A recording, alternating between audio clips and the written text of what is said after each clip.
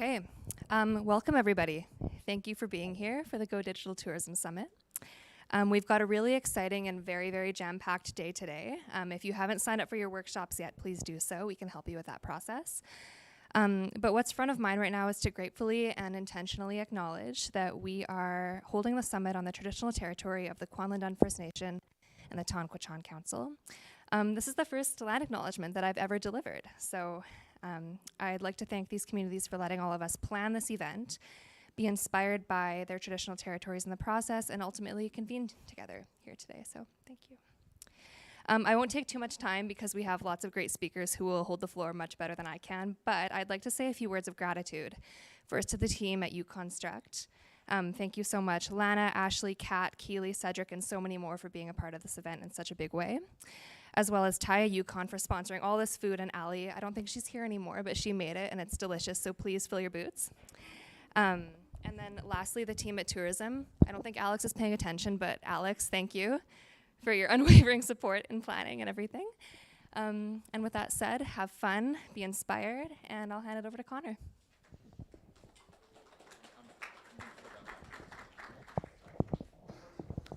Good morning, everyone. It's good to see you. I mean, oh my God, isn't it good to be back in person again?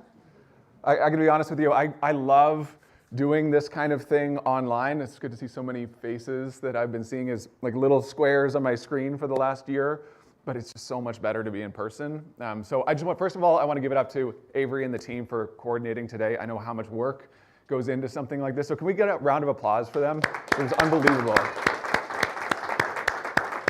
I'd be honest, since I've been in town, I got in a couple of days ago, and everybody I've been talking to has been like, are you going to this Go Digital Summit thing? And I'm like, yeah, I'll be there. I'll see you there.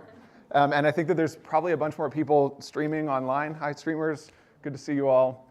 And so my job today is just to share some stories, some thoughts, some ideas with you all. Because I'm going to be honest with you, I'm just a huge fan of what you all do. I think tourism business is one of the coolest jobs in the world. I love what you all get up to every day. And so what I get up to is I get to work on the internet, right? So I'm sort of a researcher. I get to learn from folks like you.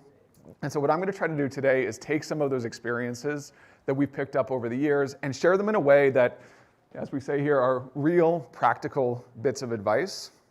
But mostly I want to talk about these folks to begin with. And so these are 16 small businesses across Western Canada that sort of coming out of COVID or coming out of the pandemic, we got paired up with because these were small businesses that were successful, they were smart, and they had something really interesting going on. But what our partners identified is that they needed a little boost. They needed an opportunity to use digital to do more of what they do and share it with the world. And so what my team did, my consulting group, is they just paired us up and they said, can you all figure out how what they do in the online world can match up with, or what they do in the offline world can match up with what we do in the online world so that the world can see more of what they do. And so we did, and I'm going to tell you a little bit about the project, but mostly about what we learned from them. So we started off by asking them how they felt when we talked about digital. And the first thing that came up over and over again was, it's overwhelming. Another thing that we heard was that they're hopeful.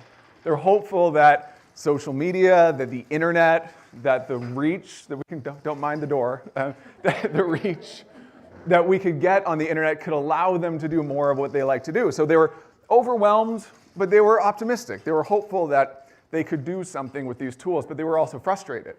All of these people consistently across this group were telling us that they're like, we've been trying, we've been posting, we've been putting up websites and hosting, for the last couple of years, hosting live experiences and that kind of thing, but we're frustrated because we feel like we're just not breaking through. And the other thing that came up consistently was they were absolutely 100% sure that everybody else has it figured out and they're the only ones who are struggling. Tell me if that sounds familiar, right?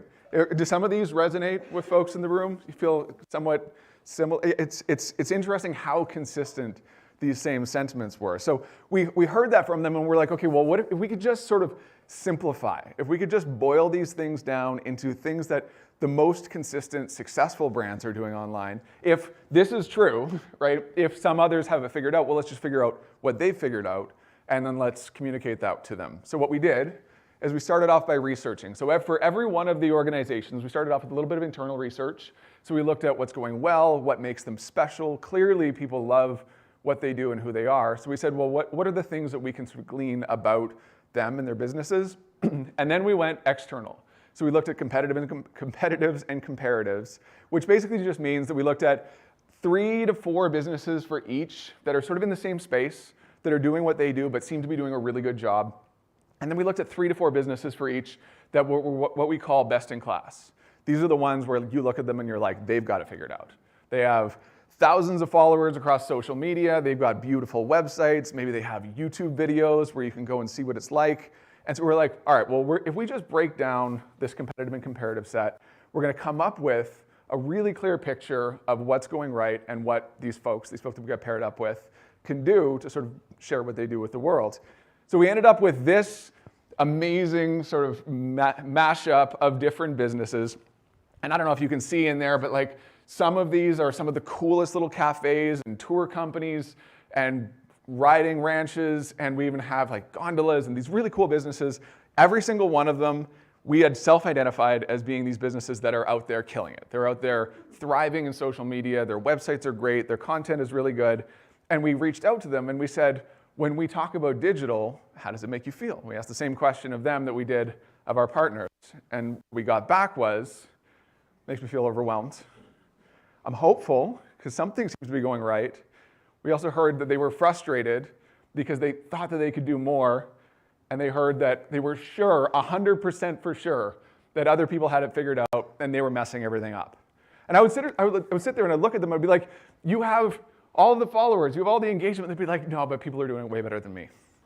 And this is the thing that I've learned over and over again, and I've been fortunate to work with brands like, hotels and destinations and tour companies that you might recognize. And I can tell you, it doesn't matter how many followers you have, you're always going to feel like other people have it figured out, and you're just sort of stuck being frustrated. So that was really interesting to me, because I was like, well, there isn't some sort of like magic key that's going to unlock all of this stuff. So let's actually break down what they're doing.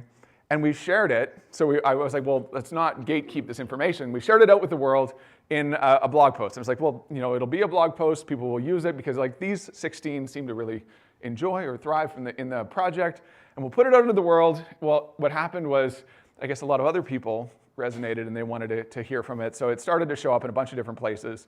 So I ended up on podcasts, and there was an article, and we even, at one point, tourism marketing, or what was it called? Marketing News Canada gave us some award for leadership for the year. And what resonated with me about that was like, a lot of people clearly have the same frustrations. A lot of people are obviously dealing with the same hurdles when it comes to digital and storytelling.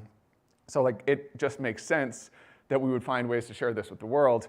And so one of the ways that you might have experienced us, or maybe if you've seen my face on your camera, it's because you've seen eLearning U. So I won't talk about this too much, but this has been an amazing experience for us to take all of these things that we've learned over the years and put it online in ways that anybody can access. But I kind of want to boil all of those things down, because obviously we could talk for hours about different tactics and techniques and specific things we can do. But if we really boil down all of the things that we learned from those 16 and then those 140 businesses, it kind of just came down to 2 things. One is that it is absolutely a powerful driver of travel. And maybe this kind of goes without saying, but we walked in going, well, is it the case that if we have a really strong social media presence, if we have a user experience that's additive to our guest experience, if we're doing all these things right, does it actually drive travel? Without question, I can tell you unequivocally, it is the case that yes, we can drive travel. So if we start with that as a premise, then we can build on it and say, well, it doesn't actually have to be complicated. Because when we look at the most successful brands, they weren't the ones that were doing everything. They weren't even the ones that were the most frequent posters or had the most platforms. They were just the ones that did a few things really simply and really well. So it doesn't have to be complicated, and it can drive travel. And the thing that has shown up over and over and over again for us is that the easiest way and the most effective way to think about digital marketing is this idea of the guest journey. Now, this study came out just recently that I found really interesting. It said that when somebody travels, we all love to take trips, we all love to go on vacation. When somebody travels, there's a bunch of different places that they get value. Of course, there's the experience that they have on site. There is the storytelling that when they get back home and they tell their friends about it. But these psychologists identified that 80% of the value of travel actually comes before we leave the house. What that means is 80% of our enjoyment happens somewhere between when we plan we're going to take a trip and when we actually get on the airplane or actually get in the car to leave the house. And so what came up for me in that was that we spend all of our time and energy thinking about the moment that people check in to our property or go out on the tour, but we're leaving all of that part of the journey on the table. So from the moment that they start to watch your YouTube video or go to your website, that is very, very much a part of the guest journey, just as much as the physical experience is.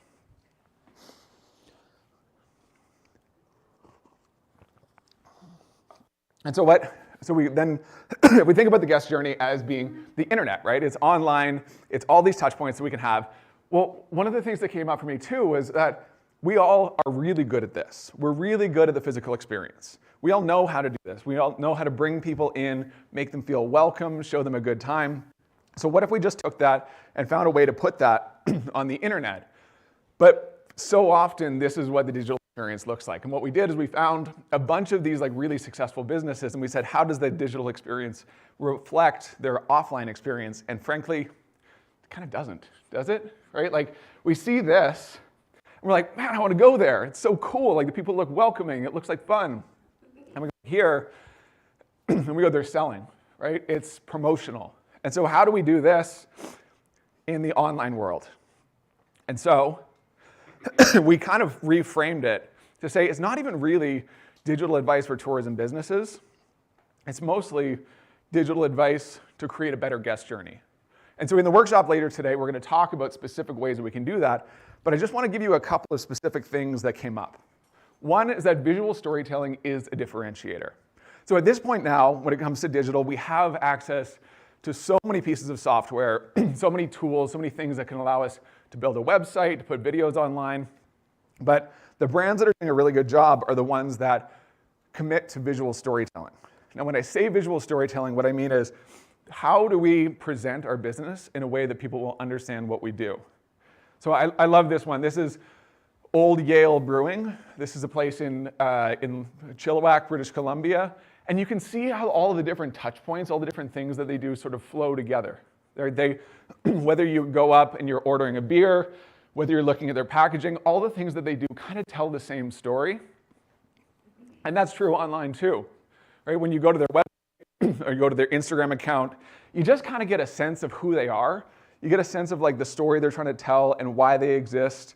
And so what we distilled this down, and when we were giving this advice, when we were trying to work with these businesses, we're like, if you're going to spend an hour, if you're going to spend $1 on any of these resources, it doesn't make sense anymore to be spending it on code and technical sides of things. Instead, it makes sense to go, well, what is the story that we're telling? And how do we visually represent what we do that we already love, that we already know? And how do we give that to people on the internet? So visual storytelling doesn't also have to be professional video shoots and photo shoots. Sometimes we can just use the resources that are available. And so in the tourism industry, we're super lucky, right? We have folks like the people in the room here. We have resources available online. So you have digital dams, right? We have places that we can get access to photos. And we have online resources and courses to allow us to take better photos and better videos with the tools that we already have available. These iPhone things are pretty incredible, the quality that they're able to create. So if we commit to visual storytelling, it's just a matter of these two things. Is deciding what our story is and sticking to it. In the workshop later today, we're going to get into how we represent that and what our visual story is. But what we noticed in all of the best is they just do these two things. They just identify what is it we want people to feel, what is it that we want people to understand when they experience our properties across the different places that they experience our business, and then they just stick to that over and over again. Second thing, and this one's a little bit more technical, but this is something I feel super passionate about. It's called anchor content. By the way, does this anchor content mean anything to anybody? Anyone's like, yeah, I know what anchor content is. Right, it's a super nerdy term. It's something that SEOs have been using for years. but it's super easy and it's something that will build value over time. Anchor content is simply creating content that is not just for today, is not just for this week. It's something that's going to continue to be useful next week, next month, next year. So I'll give you a couple examples. This is Norm. Hi, Norm. Now, Norm is RMR, or Revelstoke Mountain Resorts, resident weather person, party captain. Norm can be found everywhere on the slopes. And Norm has been used specifically to be the indicator of good powder days. And so what they've noticed was Norm was something that existed offline already. You can see Norm in the village, you can see Norm on the mountain. And they were like, well, everyone already loves him. But what do people love even more than Norm? They love it when there's a powder day. And so what they did is they put Norm on this little weather reader here, and there's a live stream where you can see Norm. But if you can't see Norm, chances are you're going to probably want to leave the office and go up the mountain because there's just been a huge dump. And so what they've done is they've created this. It's a single page. It's a single piece of content. They don't have to be updating the blog every week. They don't have to be coming up with new content ideas. And what happens is this page has gotten thousands of inbound links. It's raised the profile of their entire website, and it's been a total set it and forget it strategy because they created one piece of content and they allowed it to build in value over time. But we don't all have Norm, right? We don't all have powder. This is a surf resort in Tofino. And I'm just showing you their analytics to show you the power of anchor content. What they did is they're like, well, we're not going to do a live stream. We're not going to put some gnome on the internet. Instead, what we know is that when people come here, we want them to understand how many cool little taco shops and places there are to go, what they can do while they're here other than just come and surf and go home. So they created a page on their website called Suggested Itineraries. They created it once. They've updated it a little bit, but they just created it once back in 2019. And it didn't just get a couple dozen people on their website. It didn't just get a few hundred people sharing it on social. Over the last 3 years, over 12,000 people, almost 13,000 people have come to their website to see the suggested itineraries. The reason is because this piece of anchor content continues to be valuable. People continue to use it. They share it with their friends. The local DMO will link to it. The media will use it every once in a while. And so what they did is they took what they know, which is local knowledge that we all have. We know where to go. We know who to talk to. And they just put that on the internet. They did that one time. And because now they have that piece of anchor content, it's been able to build in value over years, and now they're continuing to reap the benefits. I also looked at this. This was one of the best practices that we looked at when we were doing our project, and we looked at what they call the BC Ale Trail. The BC Ale Trail is in BC. It's sort of our beer tourism marketing group, you would call it that. And they do a phenomenal job with their social media. Their email is fantastic. You can see here they have TikTok and YouTube and Twitter and all of these different things. But even the BC Ale Trail, when we looked at how they're actually attracting people to their website, 46% of that was search. For all of those Instagram posts, all of those TikTok followers, it was almost all search. And it was almost all coming from these very specific pieces of anchor content. So people were searching for things like Yaletown Brewing, misspelling BC Ale Trail, Port Moody breweries. And what they had done is they'd created a bunch of pieces of anchor content, and now it was paying off in the form of thousands and thousands of people coming to their website they didn't have to pay for. They didn't have to constantly be updating their social media. Not to say that you shouldn't be doing that, but once we have this foundation, all of this stuff is a bonus. So anchor content is something that can pay off over time, and we can build it once and continue to get value from it. So how do we start? How do we think about anchor content? And the easiest place to do that is to just literally talk to our customers. To say to our guests, what questions do you have? Like, what are the things that you would like to know? What are we uniquely qualified to share? And so here's a couple of those posts that have been performing particularly well. We can see here, experience Prince George family style this weekend. So that when somebody's searching what to do in Prince George with my family, this is what comes up. Cycling in search of beer, cider, and sunshine on the southern Gulf Islands of Salt Spring, Pender, and Maine. So this post will come up anytime somebody's searching for Gulf Islands, Salt Spring, Pender, cycling tours, Joy Slam explores New West, the ultimate foodie, shopping, and craft beer destination. The thing that frustrated me about all of this stuff, I'm like, great, BC Ale Trail is doing this, but every one of those breweries could be doing the same thing. Like a New West brewery or somebody in the Southern Gulf Islands or in Prince George, they could be attracting that traffic to their own website. And it's just as simple as a page or a blog post that will build in value over time. Okay, so that's anchor content. The third thing that came up for us when we were doing this research was email. Don't roll your eyes. I'm somebody who spends a lot of his time writing email. I love email marketing, and I'm usually one of the least popular voices in the room when I say that. And the reason is because I think we've got email all wrong. So when we look across all of the best practices and all these best brands, email was consistently used by the best and not used by those who were stuck and feeling frustrated. So when I say that, I was like, I want to find some data that actually backs up what I'm saying here. So first of all, 77% of all brands, this is not just tourism, but all brands have seen an increase in engagement over the past 12 months. Now, I have a theory for that, and that's because I think we've been doing a much better job as an industry of introducing rules and regulations and anti-spam. And what that has resulted in is we're all getting better email. We're more likely to open it. We're less likely to mark it as spam. So people are opening more emails today than ever before. 59% of people report that a marketing email has influenced their purchases. So this is a lot of times, I like to share this with people who are like, nobody actually reads a brand email, and certainly nobody's ever actually going to take an action from it. Well, if we ask people how they make purchase decisions, what do they say? They're always like, well, I heard about it from a friend, right? I found out about it on my own. I did my own research. But they don't say, I saw an ad. They don't say a brand ever convinced me to do something, and yet 59% of people are self-reporting that an email caused them to make a purchase. Right? So they are opening them, and they're actually making purchases as a result of the email. But the problem is, this is what most brand emails look like. So when I say email marketing, we think of spam. We think of garbage. Frankly, this has never driven a purchase, I promise you that. And it doesn't have to look like that. Emails can look like this. Right? So these are food brands, they're travel brands, they're brands that actually understand that email is an opportunity to tell a story, to visually represent, use our visual storytelling, to do something that we actually want to put out into the world, and to engage with folks. The reason I love email so much is it's the only channel where we have direct and consistent access to an audience, and it's the only place where we don't have to ask permission. Like, I don't have to ask Mark Zuckerberg's algorithm for permission to show up to people who signed up for my newsletter. Right? I don't have to buy ads on Google in order to get in front of people. I can just send an email.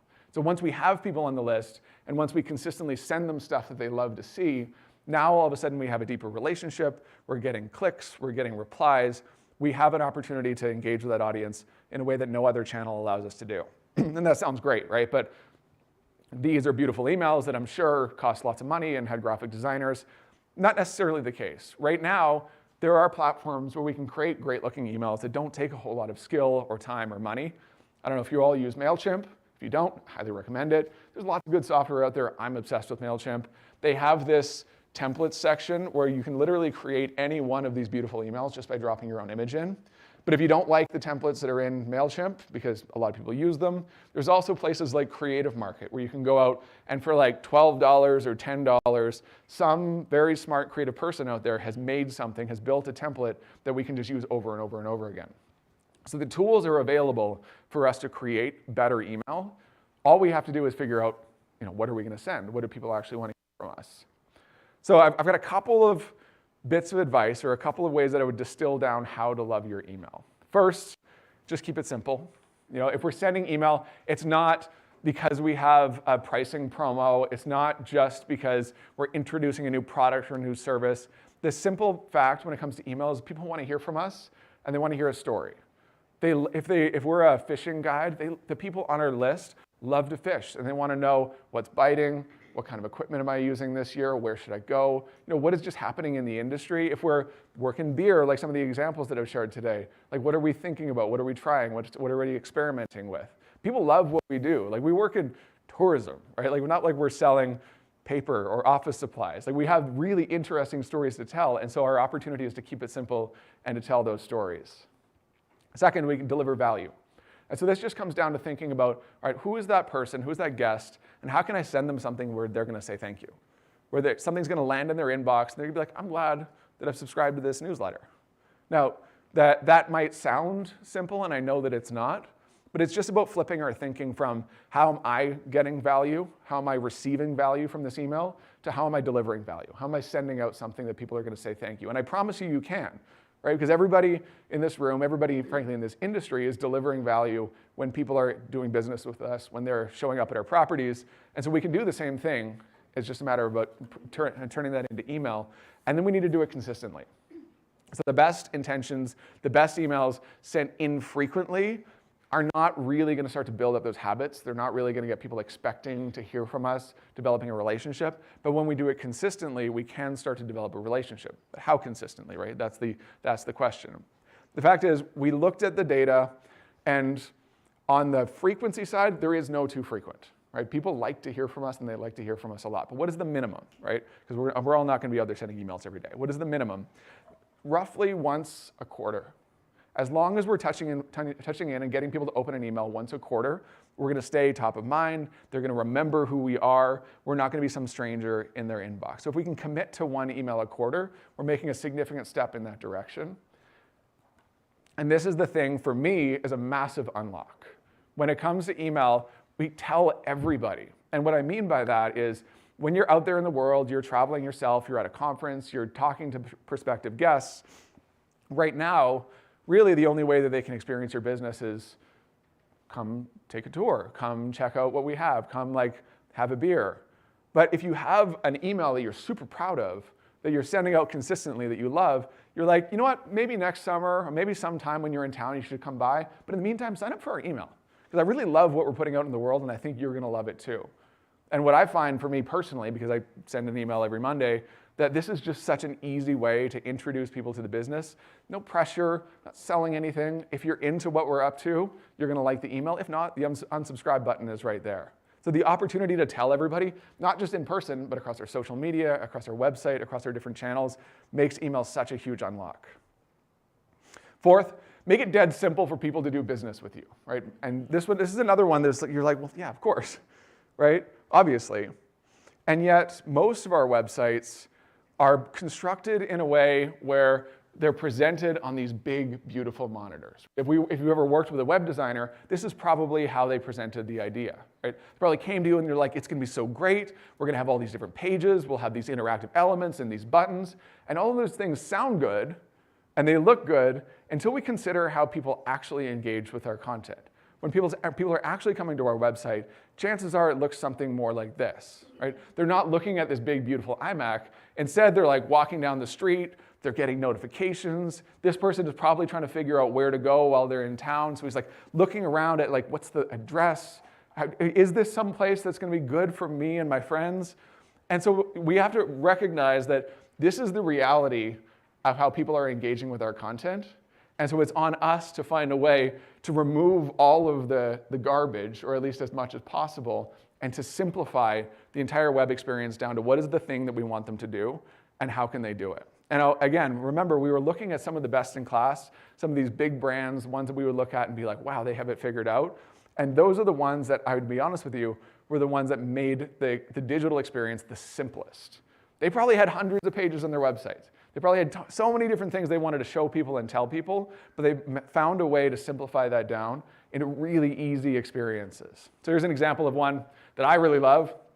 And I can tell you this is not a particularly difficult build, but it's a very successful business. They have accommodations, they have products, they have experiences. One of the reasons why I like to use breweries as an example like this, because they have kind of all of these different parts of what we're doing, whether we're selling products or stays or experiences. And so what they were able to do is take that whole thing, take all of the different parts of what they do, all of their staff, all of their products, and distill that down into something that just feels so simple. It's so easy to use this website, and then once you dig in, you get to see all the details and all of the complexity of the business. And so when I look at this, I go, this would be the easiest part of my trip planning. Right? So I think that can be a goal, and it's certainly something that we saw across all the best in class, which was the digital experience, the way that we interact with their website, the way that we do business with them. It's simple, it's easy, and it gets out of the way rather than putting more obstacles in front of them. And then fifth, and this is one of my favorite things about tourism in general, is that it's just such a collaborative space. There's so many opportunities to work with each other, work with organizations, work with different people in ways that benefits everybody. Right? So collaboration opportunities are everywhere. And so when I say that, I don't just mean let's go out and like be friends with everybody. Yes, certainly do that, but let's figure out how we can do that in a way that adds value, that builds value for everyone involved.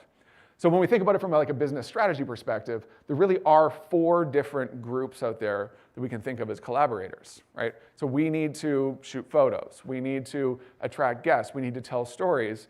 Well, how are we going to do that? There's lots of people out there that we can work with. All right, so first of all, we have accommodators. Accommodators are sort of, in a lot of places, we think of these as being like the pillars. They are physically significant. They're where people are staying, where people are going. A lot of times this is the first thing that people are booking when they're traveling. So we can think of the accommodators as being a lot of times the starting point of collaborations. We have experiences. We have tour companies. We have other ways that people are experiencing. We have hospitality. And then sort of the secret sauce of this industry is the industry associations. When I first started working in tourism and hospitality about 7 years ago, it blew my mind that there were whole organizations out there that literally just existed to tell stories and to share them with the world. And I was like, wait, what's the catch here? And they're like, no, there's no catch. Like, this is their job. And yet, I think a lot of times, some of us, we can forget that our DMO, our hotel association, our Chamber of Commerce even exists. And so leveraging those relationships can very often make our lives so much easier, because at the end of the day, we all benefit from this content, from these campaigns, from these different things that we do. And I'll share a quick story of one that I love, and it was just something that was born out of, it wasn't like a strategy session, it wasn't people sitting around being like, how do we drive more clicks and conversions, but it's been incredibly effective. Now, has anybody ever been to Nelson, BC? It's sort of to the east, yeah, a lot of nods. Yeah, love Nelson. It is, in BC, I'd say it's one of our undiscovered gems to a certain extent. And one of the things that they've done is they've created something called Burger Month. Now, I'll sort of rewind and tell you how we got to Burger Month. But the locals got together, and there was a bunch of pubs and a bunch of restaurants, and they were like, sometime around November, everything kind of dries up. Right? People aren't here skiing yet. The summer crowd is gone. How do we really engage locals, get people out and like hanging out with each other, and frankly, like doing business with our hospitality companies, with our restaurants? And they said, wouldn't it be cool if we all came together and we did a burger competition? And they're like, yeah, that sounds great. And they're like, but we couldn't do more than a week, right? Nobody's ever gonna actually want to eat burgers for more than a week. And so the first year was about 2017, I believe. It was about 7 restaurants got together, and they're like, we're gonna put out the best possible burger, the best thing that we love, and we're just gonna get people to judge it. And people would come by, they would try the burger, and at the end of the week, there was a local council, and one place got crowned best burger in Nelson. They thought, great. And maybe we'll do it next year, maybe we won't. Get into October next year, there's a whole bunch of activity, a whole bunch of people asking, when's Burger Week? When's everyone gonna be making the burgers again? So all of a sudden, there's a lineup at all the restaurants in year 2. They realize they don't even have enough time for people to sample all these burgers. In year 3, they have to extend it out to Burger Month. And it's been running now ever since 2017. And at this point, a lot of local restaurants are making their best months in November, just because they all got together and they told the story of Burger Month. And now, is it just the fact that they're making burgers? Of course not. What it is actually like it's the power of collaboration. Because what they've done is they've engaged everybody, from the accommodators to the experiences to, of course, the hospitality group and the industry associations. They're all creating social media content. They're all posting on their websites. They're all publishing out to their email. And then, of course, the DMO is telling everybody, come on into town. It's Burger Month. And so maybe it's a ridiculous example. Maybe I was hungry when I was building this, but Burger Month is just something that I think we can all wrap our minds around and go like, well, yes, there's something in our community. There's something in what we do that we all love to do. It doesn't have to be big and aspirational. It doesn't have to be a massive video campaign. It can start with something really simple that brings people together, and it can drive revenue. And so here's another micro example. It's just things that we can think about. So this is Smuggler's Trail. They were a brewery in Langley. They were like, well, we need to tell stories. We need to get engagement. We need to get people to our website. How do we do that? Well, they had a really simple idea that they would do a brewmaster's dinner, and they would bring together a bunch of their favorite people in town, which was the suppliers, it was the farmers, it was the wineries. And as a result, they had this hashtag Langley Fresh that ended up getting hundreds and then thousands of different people sharing. And of course, they engaged with their local DMO. So what I love about this is, and not a very simple idea, and in isolation, it probably didn't make sense, right? If we're just talking about the brewmaster's dinner, it was a lot of time and a lot of energy and a lot of resources. But then when we think about the storytelling opportunity and the ripple effect that they created by everybody sharing, everybody posting, everybody talking about what was happening, the collaboration delivered a ton of value for everybody involved. So when I returned back to all of these different things, all these 5 different elements that we identified in working with these businesses, the biggest thing that comes up is that it's all one guest journey, right? The numbers told us at the beginning that 80% of the value that people get out of a trip comes before they ever leave their house. Now, don't get me wrong when I say that, which is that the most important thing that we do is the thing that we do. If we are a boat tour company, the boat and the experience on the boat, that's the reason why we do what we do. But if we appreciate and understand that 80% of people's enjoyment is happening in the planning, in the imagining of themselves on that trip, and the ways that they're engaging and sharing with their friends, we understand that it's no longer online versus offline, right? This isn't digital versus real life. It's all one guest journey. And so we're doing the same thing from the moment that people start experiencing our brand to the moment that they leave and they check out and they head back home. So just to recap here, what can we actually take away from this? What can we do with this information? One is decide what your consistent story is. How are we going to tell that consistent story visually across all of our different properties? And then really invest in that and do it consistently. Second is create content that's helpful. Right? It doesn't always have to be about selling. It also doesn't always just have to be about posting a pretty picture. Sometimes it can be about how are we legitimately offering help, offering value, and offering content that people are going to want to engage with and share with their friends. Third is effective email.